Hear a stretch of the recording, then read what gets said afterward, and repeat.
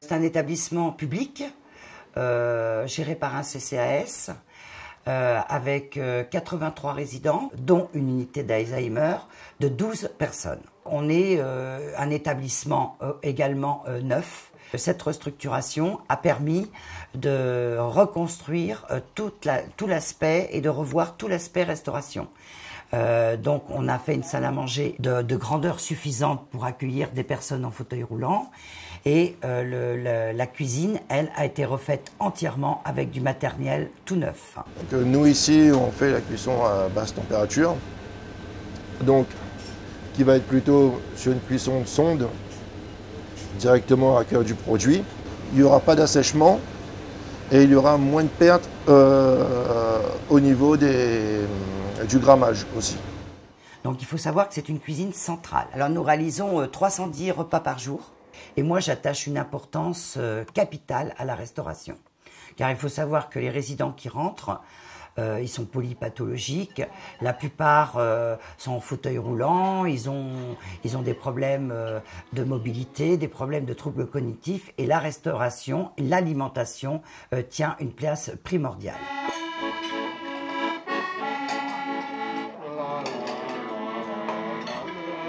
L'alimentation, c'est ce qui réunit l'équipe en fait. C'est un travail pluridisciplinaire.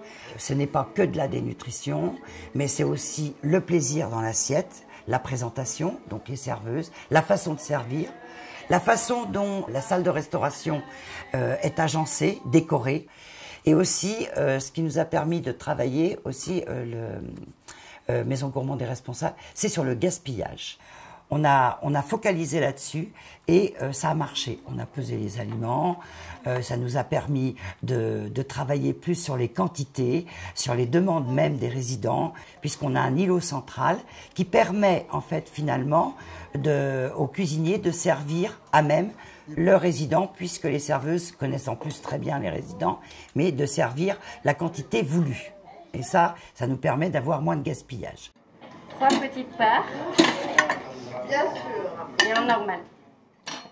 Aujourd'hui, on a bien avancé dans notre projet, avec l'aide bien sûr de Maison Gourmande des Responsables, qui nous a permis de canaliser nos points forts, mais aussi nos points faibles. Et donc, il y a 2 projets qui ont émergé. Premièrement, donc, les jardins qui vont être faits. Là, en fait, on va faire ce qu'on appelle le jardin thérapeutique, un jardin d'activité même. Depuis que je suis arrivé ici, en complément, j'ai fait une formation de jardin de soins, jardin thérapeutique.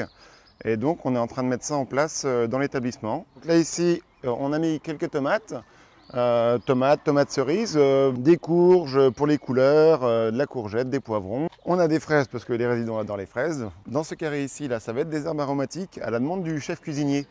Parce que là, vraiment, ça va être utile en cuisine. Il va pouvoir venir se servir ici. On a aussi un projet donc, de compost.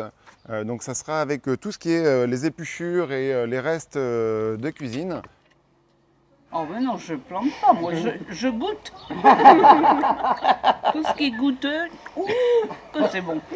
Donc vous allez pouvoir cueillir les tomates. Les fraises en premier, madame.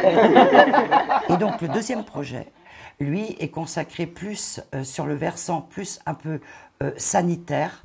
On va dire, c'est plutôt les bouchées enrichies. Notre projet, c'est de commencer déjà par l'unité protégée et de mettre une armoire réfrigérée pour que les soignants, mais comme les résidents, puissent se servir des bouchées enrichies quand ils en ont envie et de façon autonome. Mais aussi d'éviter, bien sûr, les fausses routes. La consommation de CNO a diminué depuis à peu près 8 ans. 8 ans, on consommait 80 000 € par an de CNO.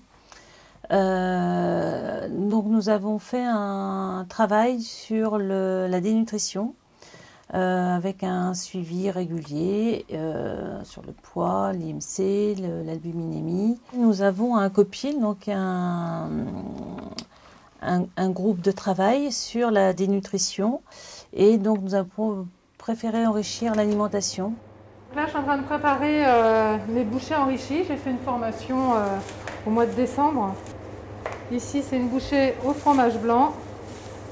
J'ai fait à la vanille. Donc ces bouchées, elles sont enrichies, donc elles sont prévues pour des personnes qui sont en dénutrition. le projet gourmand et responsable, pour synthétiser, je dirais que c'est une valorisation de l'alimentation en EHPAD.